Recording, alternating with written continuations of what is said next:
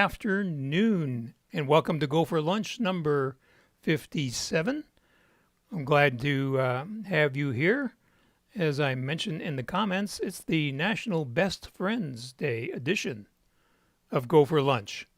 So, thank you very much for joining us today, and let's just get started. So today we are going to talk about Apple's Worldwide Developers Conference for 2021, which kicked off yesterday. It lasts all week, so it's the time when the developers come together virtually now and from all over the world, and they attend sessions hosted by Apple engineers so that they can learn about the next best things coming from Apple and know how to integrate those into their software development.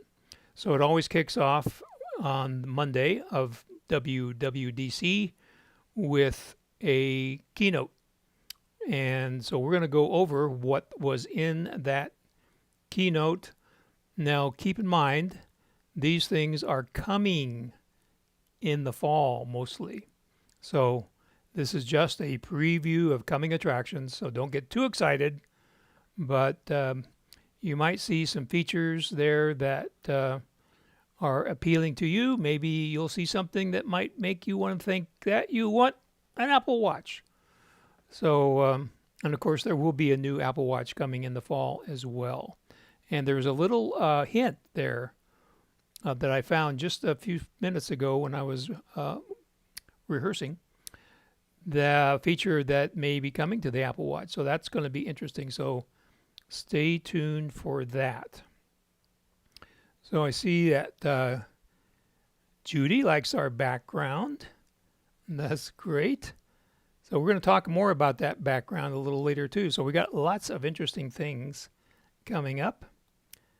Welcome, Kimberly. Glad to see you here. And Carolyn. Good morning, Carolyn. Afternoon, Carolyn. So glad you all could make it today. So let's jump right in, as they say on YouTube, and see what we can learn about WWDC 21. So, again, welcome. Here at GoFor Technology, we make your technology work for you. The emphasis, of course, is on Apple and related products, but we also work with home theater, home security, home automation, and different kinds of services that we can help you with. My name is Roger Harmon, helping you since 1989. And again, stay tuned. We have an important security announcement at the end of the program, so don't go away. So they kicked off the announcements with iOS 15, the operating system for your iPhone. So they're putting a lot of emphasis into FaceTime. One of the big announcements was spatial audio, which is spreading over lots of different Apple devices. And in FaceTime in particular, when you have people in different places on the screen, their voices are going to come out in relation to where they are on the screen. So it'll make it more like you're in person. Also, voice isolation is supposed to cut down a lot more background noise. So when the landscapers are out with the leaf blowers, you are supposed to not hear that. FaceTime links is a way that you can invite someone to a FaceTime meeting. Does that sound familiar? Now, some really big news for people that are not here in the Apple ecosystem. Your Android smartphone will now be able to take part in FaceTime, as well as any computer that has a browser. So if it's Windows, if it's Linux, if it has a browser, then you will be able to take advantage of FaceTime. So no longer are you limited to your FaceTime participants to just those people that have Apple devices. So now anybody in the world can be on FaceTime. So it looks like they may be giving a Zoom a run for their money. So here's kind of an overview of, it's not kind of an overview, it is an overview. I hate it when I say that. So starting left to right, they've say you can do portrait mode in FaceTime. I can always do portrait mode in FaceTime. I think they actually feature landscape mode, so I think that maybe is a graphic problem there. Spatial audio again, there's a lot of stuff going on with spatial audio. You do have to have later model Apple equipment like HomePods to do spatial audio, or a MacBook or iMac that came out in the last year or so. So Spotlight searches and photos now. We're going to talk a lot about SharePlay. The weather maps have been enhanced, so there's a lot more detail there. We're going to talk about some of these other things here, but that kind of gives you an overview. Let me draw your attention to the all new maps in the lower right corner. So you can see the maps have much more descriptive pictures of what you're looking at, especially if they're local landmarks. So Apple Maps is continually being improved. So let's talk about SharePlay. This allows you to share your music, your videos with people that aren't in the living room with you. They can be in the living room anywhere in the world. So that is a feature that is, not just nice because of some of the isolation we've been going through, but even after things get to normal, we are, always going to be separated from our families, from our grandchildren and our children and our parents. So this way you could watch a movie together even though you're not together. And again, AirPlay can now be sent to your flat screen, which some of these things are already there. So I'm just hoping that because they're highlighting these things, it means that they are improving them. Because AirPlay, especially if you have an older Apple TV, is sometimes not reliable. And then screen sharing, again, needs to be improved. So hopefully screen sharing, which I use to help you remotely, will be more reliable. Messages is getting some love. You can send collage pictures to people inside messages. You could share a news story with somebody. So if you're on the Apple News app and you see a story that somebody you know would be interested in right from the news app, you can share that through messages. And you can also share songs from music. So they're upping their game at messages. So notifications, they're trying to help you have a little more peace and quiet when and where you want it. So notifications are going to use on-device intelligence. So, for example, down below it says location. So it will sense if you're in a certain location where you've told it you don't want to be disturbed, like maybe you're at the library or a movie theater. So it will figure that out for you and automatically put you in a do not disturb situation so you don't get annoying and potentially bothersome notifications to those around you. And then focus is something that they're, we're all running around with our phones in our faces, so they're trying to help us get away from some of that by giving us different kinds of situations where we can focus. So we can choose that we're focusing on personal time, a little me time. We are focusing on work. And again, as I mentioned, it could be what locations you don't want to be disturbed while you're there. And of course, time of day, which would include sleeping. Remember sleeping? It's a good thing. I've heard sleeping is a good thing. So, Chris, welcome. Glad to see you here.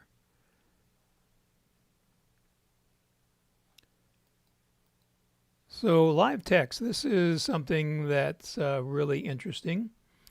It allows you to search for text inside of photos. So for example, if you took a picture of a whiteboard, and of course the person was legible when they wrote on that whiteboard, doctors need not apply, then you could search for that text. And you can also take a picture of the whiteboard and then have that in your photos and then search for it in your photos. You can also pull phone numbers out of pictures. How handy is that? And this also will work on images that are on a website. So this, again, live text goes across all of your Apple devices. Spotlight has been improved or will be improved in the fall.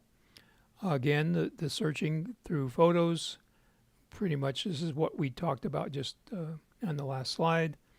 You can find contacts, which you can now, and you can find memories with Spotlight. So Spotlight is your friend. Remember, this is the best trick that I've ever taught you. Command spacebar to bring up Spotlight to find anything on your computer. So memories, memories are the little slideshows that Apple creates automatically for you in Photos. Now you can add, or it will add, Apple Music. You can have different kinds of formats and mixes, and it will analyze each photo to decide whether it should be part of your, I'm not going to sing it, memories. Wallet. Now this is big, I think.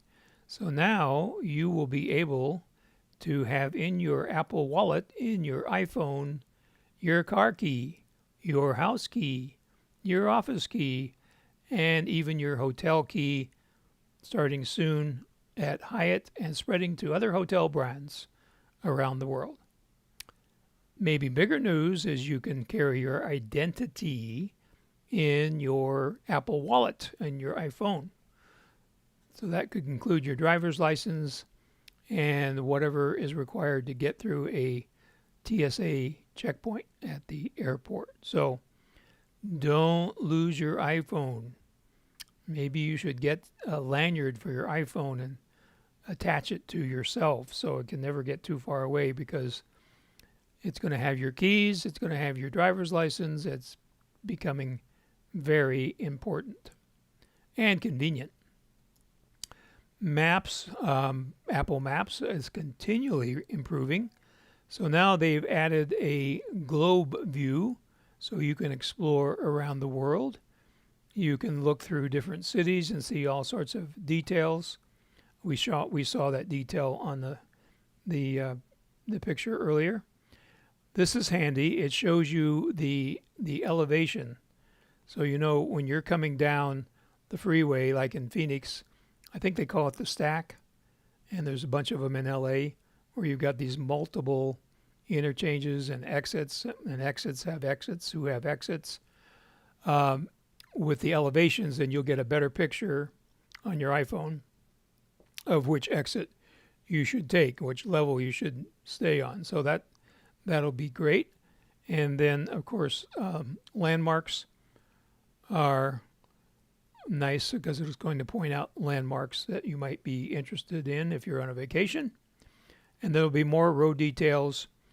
And if you're taking mass transit, it will tell you when your stop is coming up. So you'll be warned before you have to get off the mass transit. And then this, I think, is a really nice feature. You know, I've had the experience, you know, I get off a subway, I get off a bus, and, you know, which way do I go? So your maps will orient you and tell you, now that you're off the mass transit, which way do you go? So they've added some features to AirPods. Conversation boost. So basically what they're saying here, in my humble opinion, is the AirPods can act like a hearing aid without Apple calling them hearing aids, because they'd have to have FDA approval to be called hearing aids. So they're not calling them hearing aids, they're calling them they have hearing enhancement or conversation boost. So that's something that I know my ears don't work like they used to. What? And so they'll also will announce notifications. they will give you location-based reminders, like when you get out of the car and you go into the grocery store, it'll say, don't forget to take the reusable bags. That's what mine does anyway. And this is a really big feature that people have been asking for ever since AirPods came out, because those little tiny AirPods get lost easily. And so now the Find My app, which finds your phone, works with the new AirTags, will now work with your AirPods. And then if you get too far away from your AirPods, they will let you know. So 2 little features there to keep you from losing your AirPods. Let's move on to iPad OS.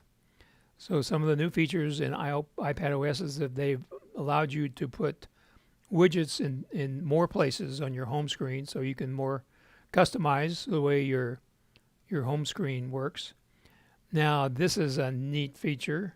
I'm not sure exactly how it's going to work, but they have a feature called the parcel widget. So apparently it's going to tie into your delivery notifications, and then when you get a parcel at your front door, it will notify you. Maybe it also ties into a HomeKit camera. So we'll be interested to find out exactly how that is going to work. Now the app library, which is currently on your iPhone, will now be added to your iPad. And that's the page, you may not even know it's there, on iOS 14. I wanted to say 15 for a second. 15 is the new one. On iOS 14, it's at the very last page on your iPhone, and it has a library of your apps. So that library will also be on your iPad. In addition, you'll be able to hide pages from your view on your iPad just to kind of clean it up and make it easier to use. But of course, you can unhide them as well. So this is iPad OS 15 we're talking about.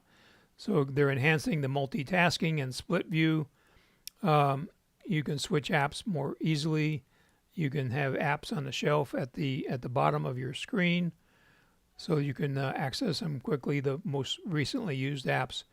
And if you want to go into a split view, so as I understand it, what you'll do is you will just take one app and drop it on top of another app, and then they'll be there together in a split screen. So again, a lot more usability, making the iPad, more of a computer replacement, perhaps. I don't know. You be the judge. So here's the overview of iPad OS, and lots of neat features. Again, you'll see a lot of these features. The focus feature, for example, in the lower left, the share with you feature in the upper right. These features are going across most of your devices, so you'll be able to use all these on your iPhone, iPad, and iMac and MacBook. So again, there's a closer integration between your iPad and your iPhone and your Macs. I don't think we're going to see touchscreens on Macs anytime soon, but maybe, just maybe, we're getting there. Notes, again, has received some attention. So if you mention somebody in a note, then they automatically get that note. So it's shared with the people that you mentioned. They're adding tags. Again, remember, these are coming attractions. They're not here yet, but they're coming. So you can add a tag to a note to help you better find notes. Quick Note, I think, is going to be a neat little feature. It works on your iPad and your iPhone, and I think it just works with an Apple Pencil, but I'm not certain about that. So you swipe up from the lower right. So you just swipe up from the lower right, and then you can jot down a note real quick, and then it knows what app you're in. And then if you want to see your other quick notes, you can just swipe right to left, and you'll see your other quick notes. So that'll be a handy feature. Perhaps we can get away from having those stickies along the bottom of our iMac screen or down the cabinet next to our MacBook, and get everything on your computer so you know where it is and you never have to look for it because it's right there on your computer. Could that happen? I certainly hope so. So think about that. Translate. This is a feature that I use now through another tech giant, but I'll be glad to use it on Apple because it will be private. So on the iPad, you'll be able to use your Apple Pencil to write in another language and then translate that.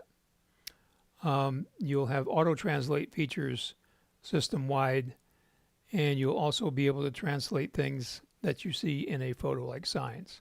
So again, translate is going to go across your Apple devices, all of them.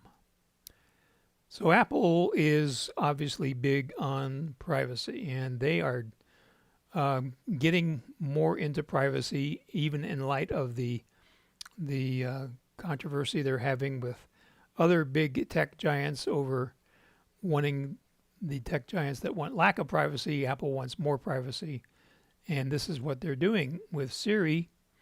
They are moving more things to on-device speech recognition. So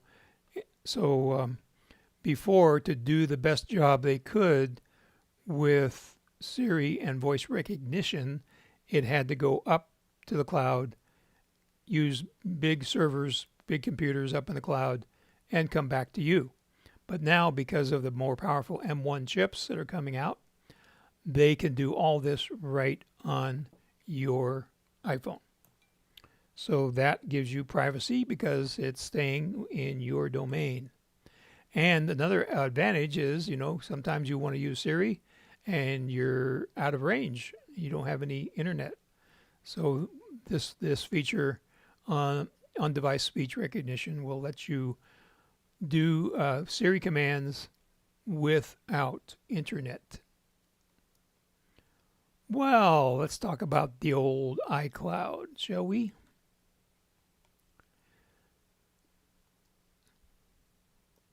So a new feature which could be handy is account recovery. Many times I've helped you recover your iCloud password, and it's been kind of a hassle. So they're making that easy by allowing you to assign a recovery contact.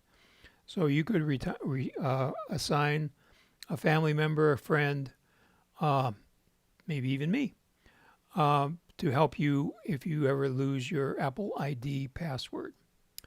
Now, they are also paying some attention to a topic that we're not crazy about called your digital legacy. And for those of you that don't know, the digital legacy is planning ahead. So when you pass away, all your computer stuff is not locked up in a way that nobody can get to it. So that's very important. It's really a hassle. I've helped several people this year try to unlock things where someone passed away and they didn't leave anybody their password. So Apple is getting on that, getting a way to help you with that digital legacy. So I'll be available to help you set that up. So it's just like account recovery, you'll have legacy contacts that will be prepared ahead of time to be able to access your photos, your bank accounts, and all that kind of stuff. iCloud Plus is kind of a rebranding. They have Fitness Plus, they have Apple TV Plus, so now they have iCloud Plus. And so they are taking things like your memory. They're adding some features called Private Relay, and I forgot to find out what Private Relay really means, so we'll worry about that later. They're adding more encryption to your outgoing traffic, so your data is secure going up to the cloud. We're going to talk about Hide My Mail in just a second. And again, they are not putting the cameras up in the cloud. They're keeping them local. So that's all part of iCloud Plus at no increase in price. So that's always nice. So here is Hide My Mail. So on the left, we have using Hide My Mail when you're doing an email message. So if you're emailing somebody that you think it's like a one-time deal or not going to happen too often, you still want to get emails back from them, but you don't want them to have your normal email address because you think they might sell it to somebody. So you can invoke Hide My Mail and it will hide your mail. So it'll create a new email address just for that person. In the center screen, we have using Hide My Mail on a website. So you're signing up to a website that you're not, like, let's say Big Lots. But you don't want to get any emails from Big Lots, so you're going to use a Hide My email address for that situation. And then in the third screen, you can see you can keep track of what places you gave a Hide My email address to, so you can turn it off if you don't want it, and you can forward it, and you can have control over it. So I think that's a great feature. Again, Apple is looking after your privacy. So I realize that your email address is out there now, but it occurs to me you may want to change your main email address, and we can help you notify all of your people that you want to know your new address, and then use this feature to cut down on spam. Who likes spam? Not me.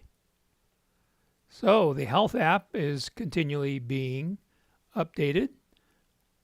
Apple is all in on health. They see themselves as a company to help you to better health. So they're continuing to work in the healthcare area. I actually participated recently in a study of heart care using my statistics that came from me anonymously from my Apple Watch. So that way we can help the health scientists figure out how to make us healthier. Mobility is very important. We don't want to fall, and so we need to be aware if we're tending to be unsteady, and so the new health app will measure our mobility about how we walk, and then be notified if there's any trends that indicate we need to be more careful or maybe get some physical rehab to improve our steadiness. So another thing is trends on the left screen. You can see that there's some trends here for, I don't know what that's for. But anyway, they're doing a lot with trends. So they're letting you know if you're trending up, if things are getting better, or if you're trending down and things are getting worse. So again, you're getting early warnings of what might be happening on the health field.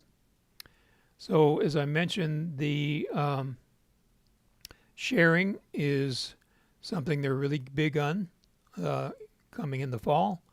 So you can share your health information. So let's say you're sharing with your parents, and one of your parents falls, you would get an alert. You can also put your children in there, so you can go up a generation and you can go down a generation. And that, I think, is a nice feature, so that even if you are physically alone, you are not alone as far as letting people know what is going on with your health.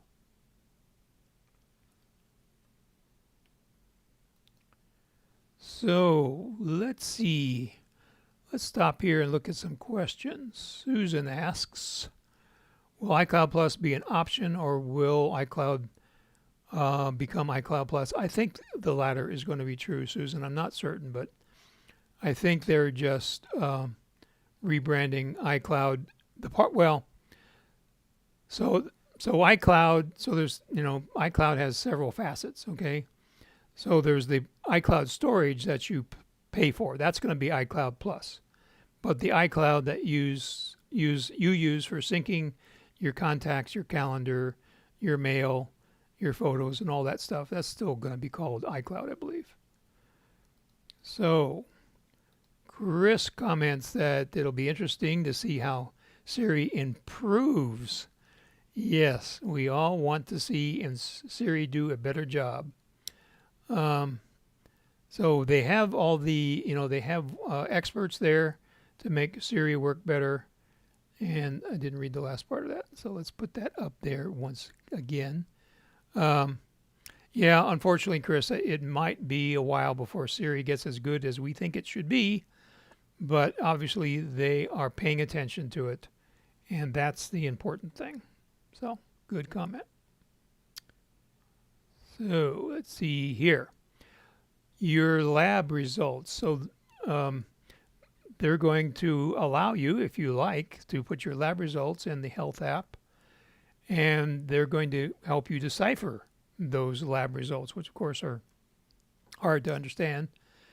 And sometimes when you are at the doctor's office, the doctor, in that very few minutes that he has to talk to you, kind of runs through it really fast, and you're shy and you don't want to ask questions. So this will allow you to dig deeper into what those lab results. And again, we see this trend idea. So it's going to give you trends based on past lab results, so you can see whether you're getting better or there's room for improvement. And you can also share things with your healthcare provider. And of course, unfortunately, there are too many health portals. One doctor has this portal, another doctor has that portal. My doctor just changed portals, and they went to Allscript as their portal provider. And I did see on a slide that Allscript is one of the ones that is going to be working with the Apple Health app. So that is pretty encouraging. So again, the family health sharing, we talked about that. You can share with your parents, get alerts when they have high heart rate, when of course they have to be wearing an Apple Watch for that to be detected, and mobility alerts. And again, you can also keep track of your children, and your children can keep track of you, and it's all going to be private. So let me talk about Apple Watch. I just helped a client this last week move from one of these, what do they call them? The things that you hang around your neck, life alert kind of things that are very expensive. I think they cost $25 to $50 a month for the monitoring service. You can get an Apple Watch SE for $279. It does have the fall detection. Unfortunately, the other day I proved the fall detection is working fine, but we won't go into that. So for $279 for, several years, instead of a monthly charge, you can get more features than you get from these services. So if you are thinking about, for you or for an elderly parent, some kind of system, I think the Apple Watch is a better deal, gives you more information, and we're going to talk about the more information here in just a second. So consider an Apple Watch over one of these other services because you get more for your money. So to follow up with what I just said, the health app on the watch is going to have more emphasis on helping you breathe. Right now, it reminds me to breathe several times a day just for a minute to be more mindful. Also, there's going to be some other features to help you reflect. You can track your sleep now. That's going to get better. And it's going to watch your respiratory rate and lets you know, and of course, because you're sharing or can share, lets your family know if there's any respiratory problems. So here's the overview of health. So here's a little nugget that I just noticed when I was going over this before we started, and that is blood glucose highlights. Now, I didn't hear them talk about that in the keynote. So for a long time, people have been hoping that there would be a blood glucose sensor on the Apple Watch. So people with diabetes or pre-diabetes could closely monitor their blood glucose. So, highlights may mean that they're not quite there. I don't know. So here's another feature. You can store your vaccine record in the Health app. You can pin lab results. So if you have a lab result you want to talk to your doctor about, you can pin that to remind you to talk to that. For the ladies, they have improved cycle tracking. And of course, again, the trends, which is very important. Here's the sleep tracking. And of course, the alerts for loved ones. So they are really improving the Apple Watch to help us all be healthier. And then the other features beyond health of the Apple Watch, some of the things that are the car keys. Now, some car manufacturers are actually, I think BMW is the first, but other car manufacturers will be implementing the car key feature in their new models. So that's coming. Then we, of course, we have the Find My. You can attach the little Find My discs, the Apple. Okay, somebody help me. I forgot the name of the new little discs. And then the AirPods are also under Find Me. Oh, here's a biggie. So this is something that people complained about, is you could only set one timer at a time. So now on your Apple Watch, and I'm assuming on your iOS device, you can set multiple timers. So of course, when you're cooking, there's different processes that need to be timed separately. So that is really nice. And so, as you can see, lots of different features here. Oh, they've added Pilates. I think I've got a slide on that. So let's see. So HomeKit. So HomeKit is Apple's home automation system that comes included in all your Apple devices. They're making that easier and more secure. We've talked about the home key. Now you'll be able to tell Siri to turn on your TV. And again, you can share TV programs with people that are elsewhere. And the Home Pod Mini will be able to use Siri to tell your TV what to do. And they also have this new system called Matter, which is going to be open to other manufacturers to make the other devices besides Apple devices work with HomeKit. So that's a real good feature.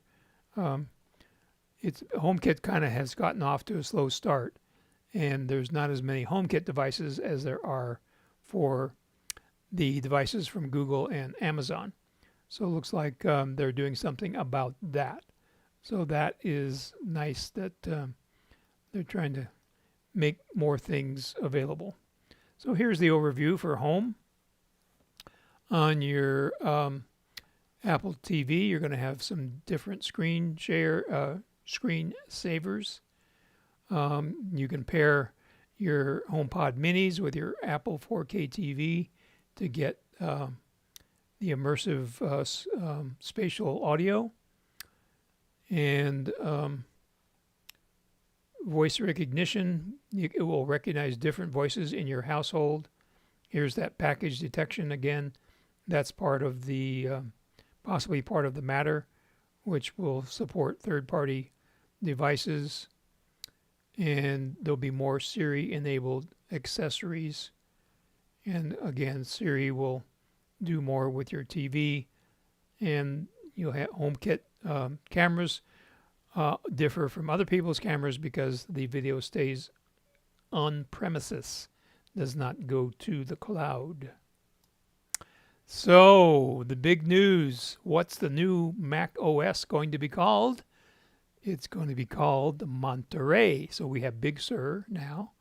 So in the fall, we will be telling you to wait until the third version of Monterey comes out. Maybe not. Hopefully they will make it just right the first time and we can all jump into Monterey Bay, so to speak. So I'm not going to cover a lot of Monterey. We'll be doing more of that as the time of actual introduction comes closer. But one of the interesting highlights is called Universal Control.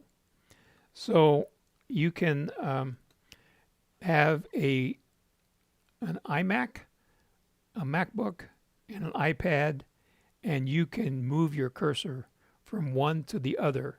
You can use your keyboard on any one of those devices, one keyboard for all those devices. I don't know if Ron is here today, but he just got a new iMac and he wanted to be able to use one keyboard on his new iMac and his iPad.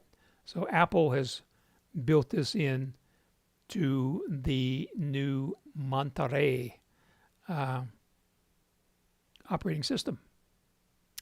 So the other thing is being able to AirPlay to the Mac. You could AirPlay from the Mac. Now you can AirPlay to the Mac. And shortcuts, which heretofore was only available on the iPad and iPhone, will now be available on the Mac. And they will give you some pre-built shortcuts so you can jump into shortcuts. Shortcuts are a automation tool. So you can take things that you do frequently, make them a shortcut, and then just invoke that shortcut, and it'll do multiple things for you. So it's what we like to say, the computer working for you instead of you working for the computer. So as I was putting this together, I was wondering to myself, I said, what is the relationship between Big Sur and Monterey? That is the question. So while you contemplate the answer and write it down in AirTags, thank you, Chris. AirTags are the little discs that you put into your purse and your backpack to find them with the Find My application, AirTags. So while we're waiting for someone to respond, as many of you like, to the relationship between Big Sur and Monterey, let's look at some more comments from Kurt. Yes, good point. If you already pay for your iCloud storage, then iCloud Plus is at no additional cost. You get the Plus for free, you might say. And Susan says, yep, she pays $1.08. That's 99 cents plus tax for iCloud storage every month. And then Susan adds that so many of these improvements are terrific. Well, I'm glad you think so. I think so too. I thought this was really a great WWDC. Lots of good things happening in the operating systems. So, if a parent had an Apple Watch, would the child also have to have an Apple device? No. I think the notifications would come through on any Apple device. You wouldn't have to have an Apple Watch to receive the notifications. Okay, so I'm waiting for the answer here. So Chris is on the ball. Chris says Monterey is geographically adjacent to Big Sur. So what does that mean? Well, let's go back into Apple operating system history. You might recall that we had Yosemite, and then we had El Capitan.